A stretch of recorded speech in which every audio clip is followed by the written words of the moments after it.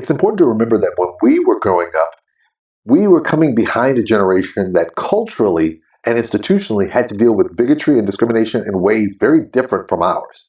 If you stop and you think about it, if you were a baby boomer or a silent generation or the greatest generation, racism and bigotry and the culture behind it was not only ingrained within the institutions, it was an accepted way of life. Therefore, you learned culturally how to engage in these particular types of things. Now, for our generation, it was very different. We were coming into a generation that was desegregated and we were integrated with each other. But that also meant that we had people who would often share their poisonous attitudes with others that may find themselves filtering their way to us. One of the big problems that we ran across is that there was a lot of people who were doing what I would call Monday morning quarterbacking. In other words, listening to your circumstances and then basically telling you what they would have done if they were there. Now, the striking part about this is that the reality is that it doesn't matter what they would have done. Honestly, they don't know what they would have done. They are telling you what they believe they would have done based on the limited circumstances that you have communicated to them. But since everybody's situation is very different, there's really no way of knowing what they would have done if they were in that situation, which is why that was an issue that we had to deal with a lot.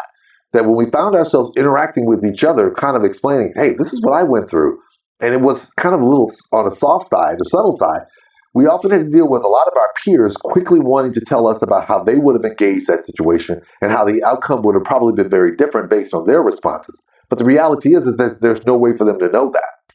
When I tell people about how I was in a situation in college, and I was telling people during my freshman orientation how I had the opportunity to go to an HBCU and I decided to go here, and her response was, well, it's a good thing that you went here because going to an HBCU is not the real world.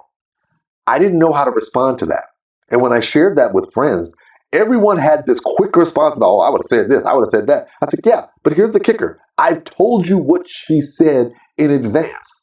So it's easy for you to tell me what you would have said, but the reality is that you weren't in that position.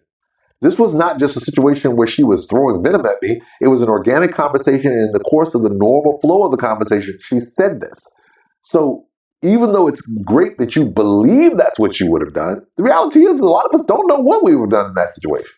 One of the most powerful things that I experienced was what it meant to be the only one of one. Meaning in a lot of instances, I found myself being the only person in particular environments. Best example was when I was a resident assistant. For all 4 years of college, I was often the only person on my floor who was Black. That's it. And when I first became an RA for the 3 years, for my sophomore, junior, and my senior year, every year I was the only person of color on my floor. And so I got an understanding of what it meant to move in spaces when it's just you. But I also got an understanding and appreciation of how important it is for individuals on the floor to recognize if you have somebody on your floor that does not look like everyone else. Not saying that you need to coddle them, care for them, or anything of that nature, but recognize if there are more people on the floor that looks like everyone else and this person stands alone, there's going to be things that they're going to have to endure that you may not readily think are apparent.